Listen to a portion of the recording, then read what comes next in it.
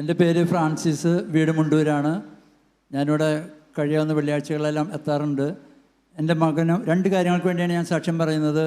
ഒന്ന്, എൻ്റെ മകൻ ഓസ്ട്രേലിയയിൽ മാസ്റ്റേഴ്സ് പഠിക്കാൻ വേണ്ടി പോകണമെന്ന് പറഞ്ഞപ്പോൾ ഞാൻ മകനോട് പറഞ്ഞു, ഞാൻ വെള്ളിയാഴ്ച ജെറുസലേമിൽ പോകുന്നുണ്ട്, നമുക്ക് പ്രാർത്ഥിച്ച് തീരുമാനിക്കാമെന്ന് പറഞ്ഞു.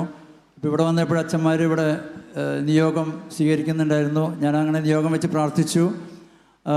വളരെ ചുരുങ്ങിയ ദിവസങ്ങൾ കൊണ്ട് തന്നെ അതിൻ്റെ ഡോക്യുമെൻറ്റേഷൻ എല്ലാം കഴിയുകയും ഒരു മാസത്തിൽ താഴെ 20 ദിവസം മറ്റ് വിസയ്ക്ക് അപ്ലൈ ചെയ്തതിന് ശേഷം വിസ പാസ്സാവുകയും ചെയ്തു. ഞാൻ ജൂലൈ 12-ാം തീയതി വെള്ളിയാഴ്ച പ്രയറിന് വരുമ്പോൾ ഏകദേശം തലവര് കഴിഞ്ഞപ്പോഴാണ് എനിക്ക് മെസ്സേജ് വരുന്നത്, വിസ പാസ്സായിട്ടുണ്ടെന്നുള്ള മെസ്സേജ്. അപ്പോൾ 4 മണിക്കൂർ ഓസ്ട്രേലിയ സമയം വ്യത്യാസമുണ്ട്. അതുകൊണ്ട് അന്നേ ദിവസം രാവിലെയാണ് വിസ പാസ്സാകുന്നത്. മകൻ പോയി, 19-ാം തീയതി വെള്ളിയാഴ്ച പോയി. അവിടെ 22-ാം തീയതി ക്ലാസ് തുടങ്ങി. അതുപോലെ ചെറിയ ജോലിയിലും പ്രവേശിക്കാൻ സാധിച്ചു.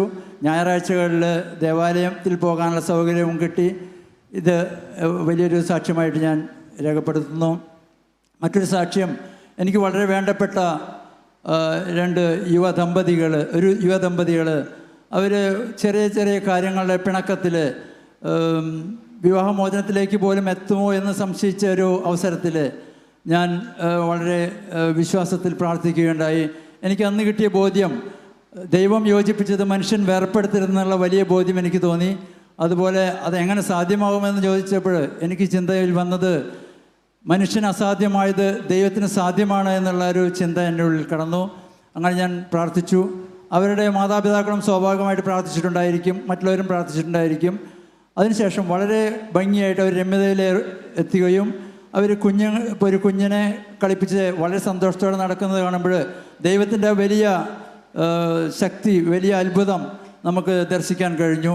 ഈ രണ്ട് ഇതിനും സാക്ഷ്യം പറഞ്ഞുകൊണ്ട് ജെറുസലേം നാഥനും നാഥയ്ക്കും നന്ദി രേഖപ്പെടുത്തുന്നു.